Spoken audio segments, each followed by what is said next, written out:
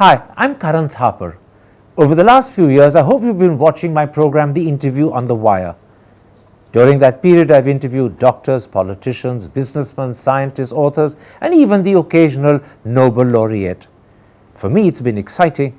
I hope it's been enjoyable for you. But these, as you know, are tough times, and if this program is going to remain bold, independent, and sometimes even defiant, then I think we need your support. At the end of the day, it's a truism, but editorial independence is best defended by the viewers. So if you would like this program to remain the way it is, forthright, outspoken, and interesting, then would you consider supporting us? All you have to do is to click on the description at the bottom. But more than anything else, I hope you will continue to watch the interview. Your viewership means an awful lot to me.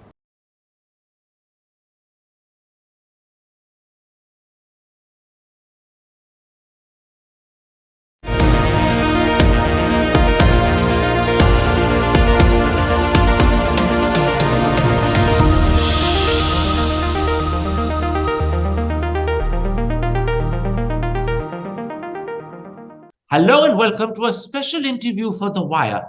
Earlier today, the Pakistan government, headed by Prime Minister Shehbaz Sharif, announced the name of the country's new army chief. It is Lieutenant General Asim Munir. And so today we ask, what do we know about General Asim Munir? How will Imran Khan respond to this appointment? And what do we know about General Munir's attitude to India? Joining me to answer these questions is the former Special Secretary in charge of R&AW and the author of a seminal book on the Pakistan Army. It's called The Pakistan Army: Composition, Character and Compulsions, Rana Banerji. Mr. Banerji, let me start with that simple question. What do we know about General Asim Munir, the new Pakistan Army chief? I know that he was Quartermaster General until his announcement today as the new army chief. I also know that he has earlier served as Director General Military Intelligence and briefly as Director General of the ISI. What more can you tell us about General Munir? Yes, thank you, Karan. General Munir was Force Commander Northern Areas, which looks after the Gilgit-Baltistan border with India, when General Bajwa was the 10 Corps Commander in Rawalpindi. Before then, he has also served a stint as Defense Attache in Saudi Arabia. He is from the 17th course of the Officers Training School, Mangla, which is a feeder stream which served to provide officers to the Pakistan Army at times of grave shortage. It had been started in 1948 and used to function from Kohat in Northwest Frontier Province. Later, it was shifted to Mangla. Munir is from the 17th course, which is of 1985-86 vintage, which is just senior to the 75th PMA long course, from which General Shahid Shamshad Mirza, the present Corps Commander Rawalpindi, has also been promoted to the other 4-star slot of Chairman, Joint Chiefs of Staff Committee. Now, you pointed out that General Munir comes from the Officers Training School's 85-86 batch at Mangla. Does that mean he is not a graduate of the Pakistan Military Academy? Yes, though this is not really a disqualification. There is a tacit caste system type of perception which operates where officers who graduate from a regular long course of the PMA Kakul consider themselves superior. But this has not prevented other officers from OTS stream to reach the top slot. Notably, General Ziaul Haq himself was from the OTS stream, as was General Musa, who succeeded Ayub. And also Zia's Vice Chief, K.M. Arif, who virtually ran the army during Zia's long years of martial law rule, was also from the OTS stream. Tell me, because General Munir comes from the OTS and not from the Pakistan Military Academy, will there be any resentment on the part of officers who he has now superseded because he's become chief and they haven't? who were from the military academy. Could this be a cause of resentment? Not really. There is the tradition in the Pakistan army, because the chief enjoys so much power, that as soon as he steps into the mantle, dissent will automatically die down, and all senior officers will rally behind him in support. Also, technically, he is senior to the 75th Long Course. He is benefited from this strange quirk of fate, where though he was to retire 2 days before, General Bajwa, his name was included in the panel, and he was the senior most who has been selected. Now, you mentioned that earlier, under General Bajwa, he served as General Officer Commanding Force Command Northern Areas. He also then went on to serve as Corps Commander Gujranwala. In the Pakistan Army system, how important are these posts? Well, the FCNA post is very important. It is part of the Rawalpindi Corps Command's, offensive front against India, whereas Gujranwala, the corps, is a defensive corps.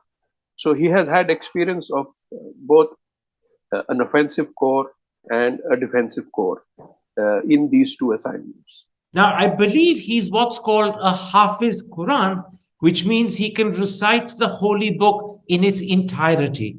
Does that also mean that he's somewhat fundamentalistic in his attitude, or is that an incorrect conclusion? It should not necessarily follow. He did this course, which is prescribed official course through some madrasas which have government backing. But he did this course when he was a colonel. Having a string to his bow, where he can be considered an expert to recite the Quran ad valorem, should normally help him in his standing within the army, though it does not necessarily brand him as a fundamentalist. What do we know of General Munir's attitude to India? Will he be like General Bajwa, more open to want to have economic relations, even though they didn't increase despite General Bajwa's efforts? Or will he be more hardline? I would think he would be more hardline. We do not have any readily available record of his statements in the open domain on what he thinks or feels about India. He has been fairly low profile in this regard.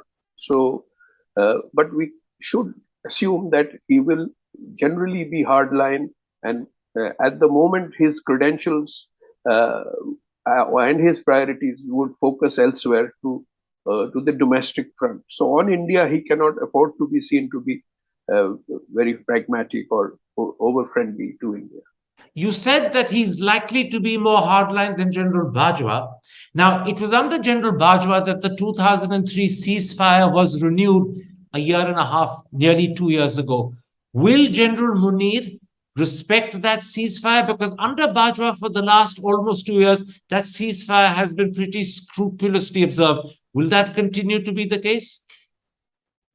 I would think so. What is necessary to realize is that even today there has been a press release from the ISPR, which has criticized the recent announcement by the Indian northern areas, the Northern Command General, about readiness to occupy Pakistan-occupied Kashmir.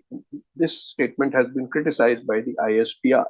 So at this juncture, when the new chief is just going to step into his mantle, the Pakistan Army would be very careful not to let any sign of weakness appear in their official posture. So India should factor in this environment in determining their responses and avoid needless hard rhetoric. Absolutely. This is a transition period for the Pakistan Army, and therefore it is a sensitive and delicate period, and therefore the Army will be on alert, and they will therefore be very concerned about statements being made by our Northern Army commander. But that apart, will General Munir observe scrupulously the 2003 ceasefire? It was observed very scrupulously by General Bajwa for almost 2 years. Will Munir continue that? I should think so because of the grave economic constraints that Pakistan still suffers. Any escalation on military retribution would have an economic cost, which Pakistan military can ill afford at this juncture. Let's come at this point to two controversies that surround General Munir's appointment. The first, and you hinted at that a moment ago, the first is that he retires on the 27th of this month. General Bajwa only retires on the 29th. So, can there be legal questions raised, perhaps even court cases, about General Munir's appointment as Army Chief 2 days after his technical retirement? There can be, though just now in the stressed statement given by Khwaja Asif, the defense minister, he has mentioned to journalists that all aspects have been taken care of in the latest cabinet meeting, which was held this morning, and which apparently had the objective of resolving this lingering technical issue by making certain amendments in the rules of business relating to the Army Act 1952, where any such changes regarding promotions or extensions of officers of the rank of Lieutenant General or above require prior assent of the President.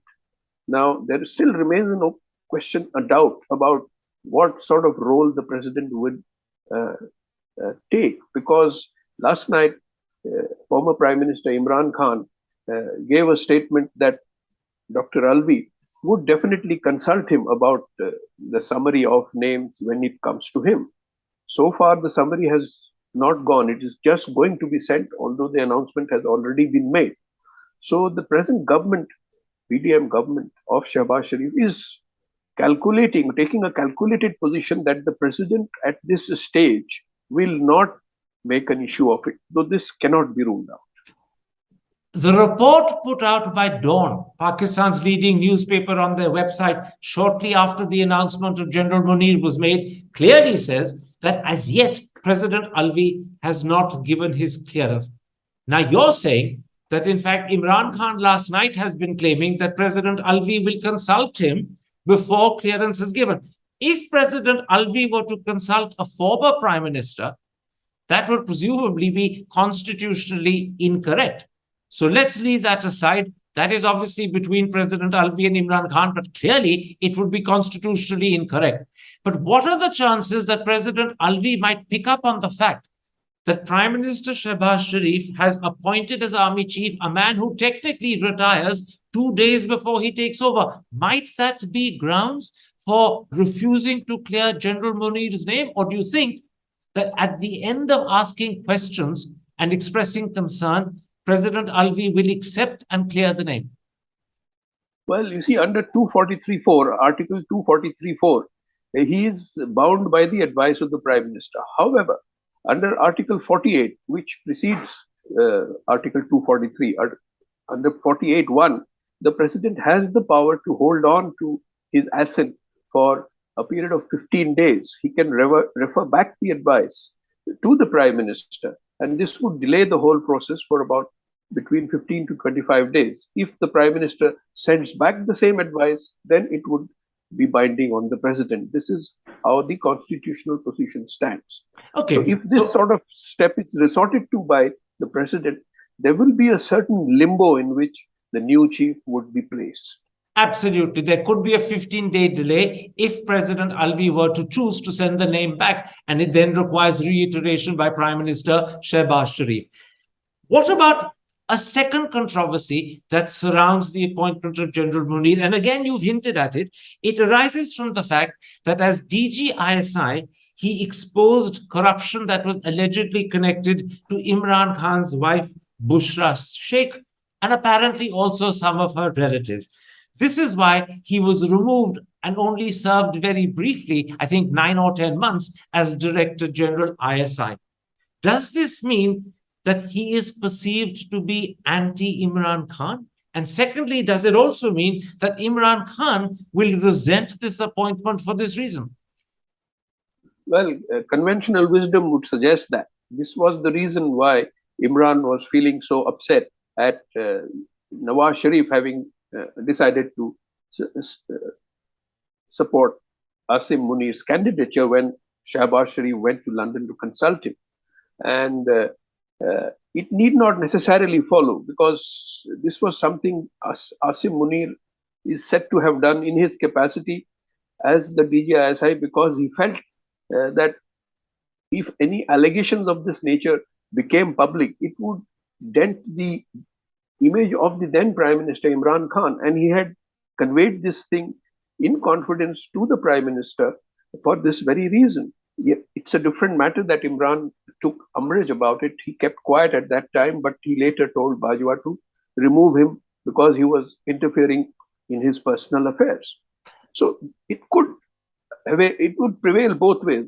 Asim Munir may have this resentment, but if he wants to grow into the mantle of an army chief, he need not carry the vindictiveness forward if he has to diffuse the politically fraught, polarized situation between the present PDM government and the opposition of Imran Khan's Pakistan Tehreek-e-Insaf party. Absolutely. How Asim Munir behaves towards Imran Khan after Asim Munir becomes army chief, we don't know. And there may be good reasons, as you suggest, that Asim Munir will not be anti-Imran Khan once he becomes army chief. But it's also clear that in the eyes of Nawaz Sharif, Shahbaz Sharif's elder brother and the former prime minister, the reason he was pushing for Asim Munir as army chief is because he believes, Nawaz Sharif believes, that Asim Munir would keep Imran Khan in check. Is that the real reason why Nawaz Sharif was pushing for Munir as army chief? Or are there other explanations for Nawaz Sharif being close to Munir? No, I am not aware of other reasons. You see, there is this general expectation and awareness on part of the senior Sharif brothers that Imran Khan, by his recent very unparliamentary statements against the senior army generals, and particularly General Bajwa, has antagonized the entire cohort of senior army leaders. And this became clear during the joint press conference of October 27, when the DGISPR and the DGISI General Nadeem Anjum, Lieutenant General Nadeem Anjum, came before the public, and they clearly castigated Imran for having made this type of statement, calling the army leaders as neutrals or janwars or betrayers like Mir Sadiq. And then yesterday, again, General Bajwa, in his farewell speech at a martyrs conference, once again flagged this issue by saying that certain politicians in recent times have criticized the army. While they had a right to criticize the army, they should not have used such unparliamentary language.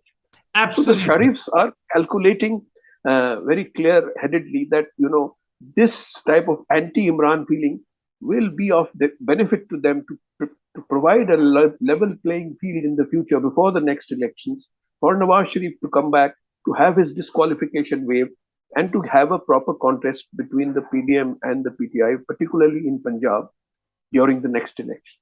For the audience's sake, I should point out that a couple of days ago, Imran Khan has said that he will accept any name as army chief put forward. He may not mean it. It may have simply been a clever, expedient political thing for him to say, but say it he did. Let me now come to Imran Khan's march, which is supposed to reach Rawalpindi in Islamabad on Saturday the 26th. And Imran Khan has said he will be there in person to address the rally that will be the conclusion of the march. Do you believe that as new army chief, General Munir will permit the long march to reach Islamabad? Earlier in an interview to me, former DGISI General Durrani has said that the army will take preventive and preemptive action and prevent the rally either reaching Islamabad or entering parts of Islamabad that are considered sensitive. Do you believe, therefore, that General Munir, as army chief, will let the rally complete its journey and reach Islamabad, or enter sensitive parts of the capital? Both options are possible or permissible. You see, it will all depend on whether there is any violence during the rally. Imran Khan has sought permission to land his helicopter at a parade ground, and also there is an earlier request for the venue of the meeting, whether this is to be at I-9 area, which is non-controversial, or it is nearer the red zone areas of the D Chowk. That is what is going to make the decision for the army chief. In any case, it will be done through the law and order authorities of the civilian government, that is the Interior Ministry and the Islamabad Police Administration. So the army will come into the forefront only if it is requested by the Islamabad civilian administration to come to their aid. Well, let me at this point ask you this question. If the rally that is held by Imran Khan turns violent or there is trouble, and Prime Minister Shehbaz Sharif calls upon the army to control the situation, will General Munir, as the new army chief, agree? Or might he be concerned about sending his soldiers to fire on their own countrymen? In an interview that Najm Sethi, the editor-in-chief of Friday Times and the former caretaker chief minister of Pakistan's Punjab province, gave me a little while ago, he felt that the army would be reluctant in those situations to fire on its people and might actually put pressure on the government to negotiate with Imran Khan. Now, there's a new army chief. He has a background, or so people believe, of being anti-Imran Khan. So how will General Munir respond? Will he accept a request to control the situation, even if that includes firing on Pakistani citizens? This is a very difficult question to answer. It could go either way.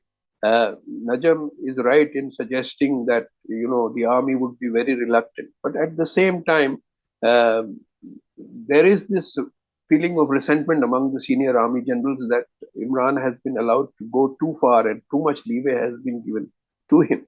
Also, figuring in this whole issue would be the response of the senior judiciary, which has in the past been very pro-Imran. What they do now, lately they have been a little more neutral or difficult in asking Imran not to provoke needless violence or to explain why he did not adhere to the earlier May 25 call of not going to D Chowk. So Imran has not been very clear in answering these questions. So it's a very difficult thing to say how this will pan out. But by and large, it will be a difficult situation. And that's what Imran is calculating on to make his long march, which was almost fizzling out, relevant once more. He is hoping to play on persisting differences within the senior echelons of the Pakistan army about this whole rigmarole and controversy of succession to General Bajwa. In other words, General Munir could face a serious challenge almost 2-3 days after the appointment as army chief, as early as Saturday or Sunday. That's right. Now, yesterday, General Bajwa, in that farewell speech at Martyrs' Day that you alluded to a moment ago, also spoke about the army's attitude to political interference. He said the army has decided not to interfere in any political matter. He then added pointedly, I assure you, we are adamant on this and will remain so. Would that also be General Munir's position? Is he also equally adamant that the days when the Pakistan army took over are over and now the army will play a constitutional role? Army interference, army taking over the country is ruled out. Will that be General Munir's attitude as well? Yes, this is a collegiate consensus of generals which has been thrashed out, and I would presume that the new chief would follow the trend set by Bajwa. Of course, every chief, when he becomes the chief, sets his own tone in how such issues will be dealt with. So we will have to factor that in how Asim Munir responds. But technically, they will profess to remain neutral. Though, now, one quick question about General Sahir Shamshad Mirza, who has been appointed today as the chairman of the Joint Chiefs of Staff. Until that appointment was announced, and it was announced at the same time as General Munir's appointment as Army Chief, General Mirza was Corps Commander Rawalpindi. Briefly, what can you tell us about General Mirza? But briefly. Oh, he has been a very brilliant officer, and his peer group always considered him to be very, very good. He was Director General Military Operations, then Chief of General Staff, and now Corps Commander Rawalpindi. Very low profile, comes from a very humble background from Chakwal, Punjab, which is a heartland, traditional recruiting area for Punjabi soldiers and officers in the army, and overall has had a profile where he is considered very balanced, very correct, having the confidence of the rank and file. So, in a sense, he would feel hard done by this choice of Munir at this last minute, because otherwise, normally he would have become the chief of army staff. The other post of four-star general, that is the chairman, joint chiefs of staff, is more ceremonial in nature, though it oversees the Pakistani nuclear complex, but not for operational issues. So, in a nutshell, if the present Prime Minister had not tried to find a way, and we presume he's done it successfully, of promoting General Munir, despite the fact General Munir retires 2 days before General Bajwa, if that hadn't been done, then you're saying it was likely that General Mirza would have been army chief. Or that's your hunch? Yes, either Mirza or Azhar Abbas, who is an equally well-reputed officer, having done the key assignments of Chief of General Staff and also the Corps Commander Rawalpindi. So this means both Generals Mirza and Abbas will have a certain grudge, a certain ill feeling, because they have lost out to someone who technically should have retired, but 2 days after retirement gets the job they wanted. Yes, possibly, but then this is there where the tradition of the chief's position in Pakistan Army will come in. They will all rally and fall in line behind the chief. Mr. Banerjee, I'm going to take a little break at that point. We finished talking about General Asim Munir and what sort of person he is, about his background, how Imran Khan will respond to his appointment, why it pleases Nawaz Sharif in particular that he has become army chief, and what will be General Munir's attitude to India.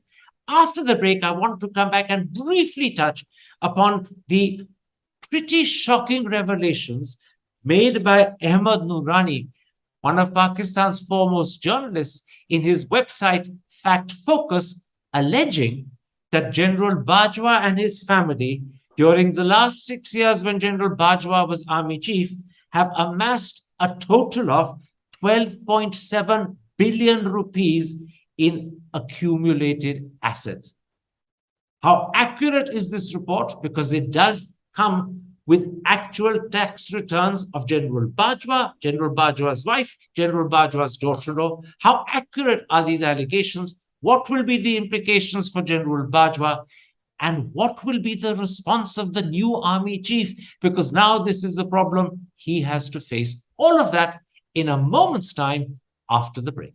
Welcome back to a special interview with the former Special Secretary R&AW and the author of one of the most seminal books on Pakistan's army. It's called The Pakistan Army: Composition, Character and Compulsions, Rana Banerji. Mr. Banerjee, a couple of days ago, a Pakistani journalist called Ahmed Noorani on his website Fact Focus published the present but retiring Army Chief General Bajwa's tax returns.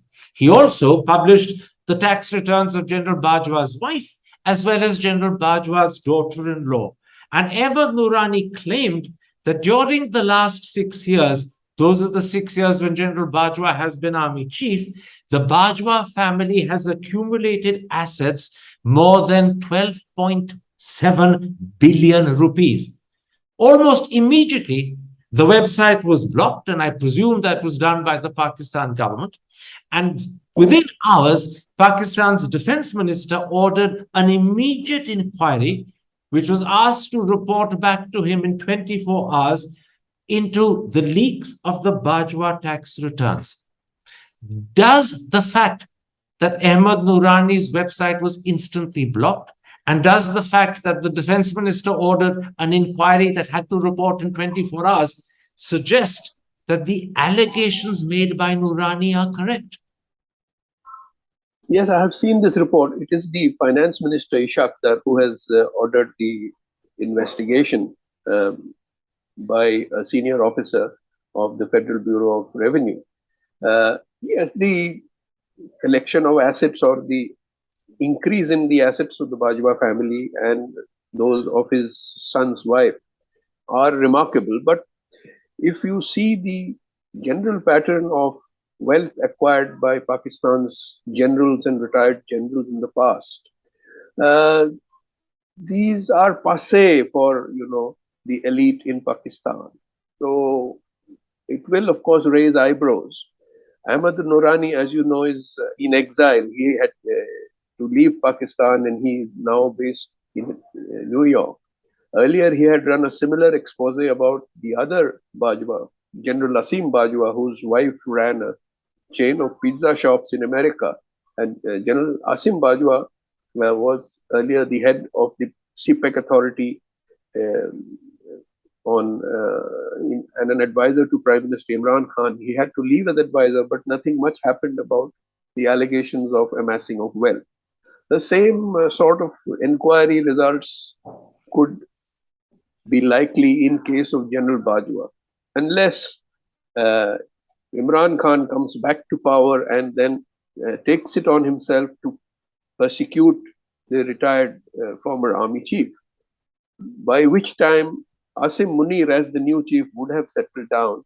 And traditionally, again, the army chiefs have always protected the institution and their past senior generals, as has been the case with General Musharraf's problems. Rahil Sharif, as the army chief, protected him after a point when the civilian government was determined to uh, deal with him on grounds of sedition.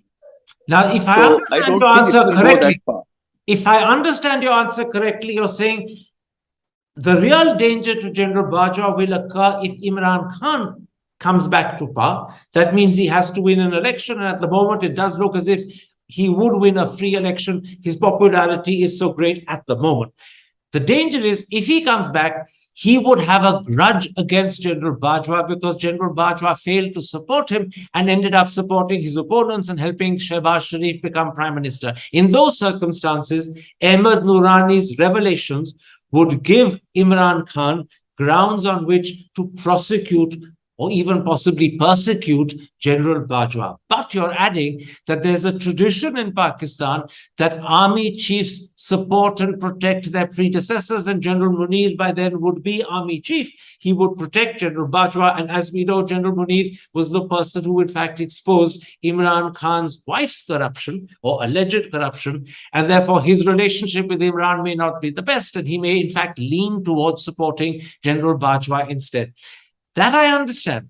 But what I want to ask you is, how credible are the allegations made by Noorani?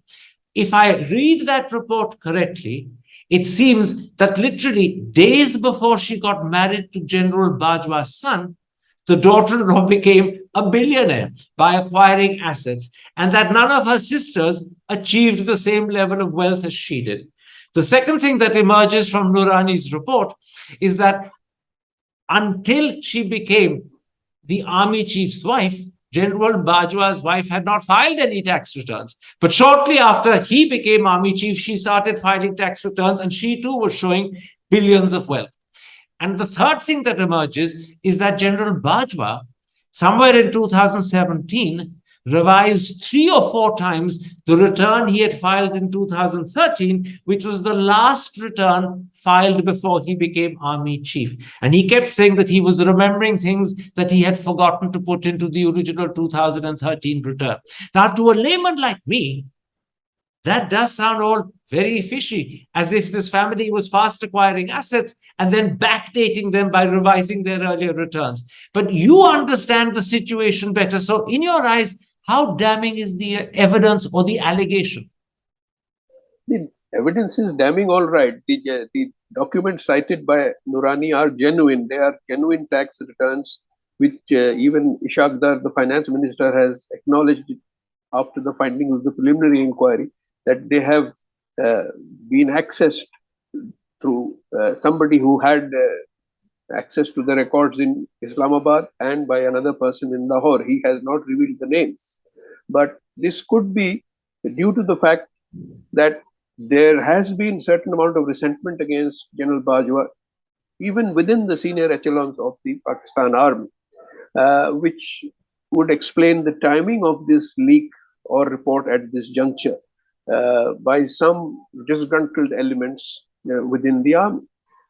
But again, see the love of Pakistani army generals, brigadiers, what have you, for both land and pelf of office has been very great. So this has been looked upon with the Nelson's blind eye in the past, and I don't think this pattern will change. Even General Kiani, after he retired, a lot of allegations about his alleged corruptions came to the fore, which were not liked by other senior generals who did not benefit under General Kiani's tenure. So these type of things will keep happening, but the system of the elite and the perks which the elite in the military enjoy will not really be questioned or brought to book. That is what I feel. I'm told by people in Pakistan that in fact what Ahmad Noorani has revealed is just the tip of the iceberg. I'm also told that there could be more revelations, particularly now that General Bajwa will be demitting office on the 29th. Would that make the situation far worse for General Bajwa? It could, but it will all depend on the protective umbrella of the new Army Chief General Munir. And of course, the possibility of what sort of stand Imran Khan takes before he actually comes back to power. This will be a process over the next 7-8 months, which will unfold. At the same time, the present ruling dispensation of the PDM will focus on now bringing Imran to book for all his misdemeanors, including the theft of watches and sale of watches from the Tosha Khana and other cases in which he has been implicated. So they will make sure that he keeps running around the courts, and there will be a certain amount of pressure on the courts to be even-handed. So I think the focus would be diverted from General Bajwa's riches. Okay, that's very interesting. A lot depends upon how Imran Khan, even in opposition, plays up this issue and how he builds up the national mood to a mood of concern about the former or the present army chief, I should say, corruption. But on the other hand, the new regime, and perhaps with the help of General Munir, will also be targeting Imran Khan and the allegations that he's been stealing watches or acquiring watches cheaply from the Tosha Khana and selling them at a profit. Therefore, the attention could deflect from Bajwa to Imran Khan. But there's one other thing you said. It's widely believed that the tax returns are not just authentic, but they were given to Ahmad Noorani by some sources within the army. That must worry General Bajwa. It must worry even General Munir, that the army is fracturing to the extent that people are leaking tax returns of the serving sitting army chief. Yes, in fact, that is going to be a main preoccupation or priority for General Munir, to take the army with him in the sort of first few steps that he takes, the postings and transfers that he does, and how he accommodates disgruntled generals who have been feeling that Bajwa has not been so fair in his dealings with them. So this is going to be his first priority, even before the impasse in the domestic polarized political situation between civilian political parties. So Asim Munir will have to be seen to be leading the army in a united manner. One last question. General Asim Munir is, as you said, a Hafiz-e-Quran. He may not be fundamentalist in his attitude to religion, but he can recite the entire Quran, and that clearly means that the values and principles of the holy book matter to him. Secondly, as DGISI, he was the man who felt conscience bound to inform Imran Khan about his wife's alleged corruption, for which he lost his job. Given that he's taken these high principle stands in the past, do you think as army chief he will seek to clean up the army's Augean stables to try and put a full stop to the corruption that army generals in Pakistan have traditionally benefited from? That's unlikely. You see, there are generals who are honest, who have had personal standards, and the person who comes to mind most obviously is General Durrani himself, the former DGISI, who has been one of the more honest generals, and he hasn't amassed so many riches as normally generals do. he was later on given chance to be ambassador in Saudi Arabia and also in Germany, where he improved his financial status. Similarly, one can say about late General Gul Hassan, who was unceremoniously sacked by Bhutto after 2-3 years before he could complete his full term. Again, he was from a town of Pabbi in Nowshera, and he is supposed to have left the post of chief just with his one car and a very simple sort of standard of living. But those are days of the past. Generals now have benefited from allotments of various defense housing societies which have been formed, and there is an escalating pattern of land allotments preferentially given, which they obtain at very cheap rates and they can sell with great lucrative value. This has been dealt with quite extensively by a person like Dr. Aisha Siddiqa in her book Military Inc. and also the revised edition thereof. So the army will take this type of things in the stride, and I don't think Munir will be able to change much, whatever his personal predilections are of simple living, if at all. And I presume in the course of the years he spent as Director General ISI, Corps Commander Rawalpindi, or wherever it was, not Rawalpindi, forgive me, but it was Corps Commander Gujranwala, General Munir has also benefited from some of these land allotments. We don't know much about it. He's said to come from very modest middle class origins from a place called Dheri near Rawalpindi. His father was a simple teacher, and he has been regarded as a fairly straight shooter type of person who has gone by the book. But we don't know much about his later acquisition with him. Mr. Banerjee, thank you very much for this detailed account of General Munir's past, your assessment of his qualities as the new incoming army chief, his attitude to India, his relationship with Shehbaz Sharif, Nawaz Sharif on the one hand, and Imran Khan on the other.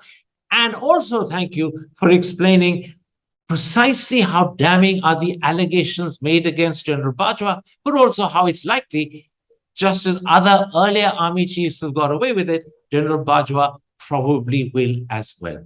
I thank you for this interview. Many thanks indeed. Thank you for having me.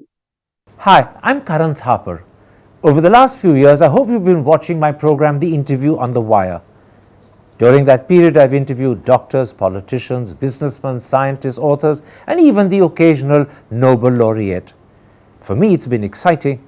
I hope it's been enjoyable for you. But these, as you know, are tough times, and if this program is going to remain bold, independent, and sometimes even defiant, then I think we need your support. At the end of the day, it's a truism, but editorial independence is best defended by the viewers. So if you would like this program to remain the way it is, forthright, outspoken, and interesting, then would you consider supporting us? All you have to do is to click on the description at the bottom. But more than anything else, I hope you will continue to watch The Interview. Your viewership means an awful lot to me.